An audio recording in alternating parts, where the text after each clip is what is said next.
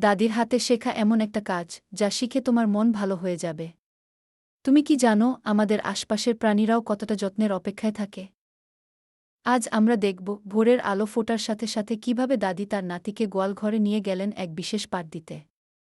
শুধু খাবার দেওয়া নয়, পশুর প্রতি মমতা আর যত্ন কিভাবে ছোটবেলা থেকেই শেখা যায় সেই গল্পই বলব।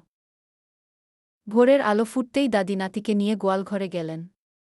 তিনি বললেন, আগে পরিষ্কার পানি দাও, তারপর শুকনো খড় বিছিয়ে দাও। মনে রাখবে বাবা, ওরা মুখে বলতে না পারলেও আমাদের আদর বোঝে। নরম খড় আর পরিষ্কার পানি ওদের মন ভালো করে দেয়। ঠিক যেমন আমরা পরিষ্কার বিছানায় ঘুমাতে ভালোবাসি, ওরা ওদের গোয়ালঘরে আরাম চায়। ওদের আরাম মানেই তো সুস্থ থাকা। নাতি মন দিয়ে শিখছে কিভাবে নরম হাতে আর মমতায় পশুদের যত্ন নিতে হয়। এই মমতা দিয়েই গড়ে ওঠে তাদের ভালোবাসার বন্ধন। এমন আরও মজার গল্প দেখতে এখনই সাবস্ক্রাইব করো।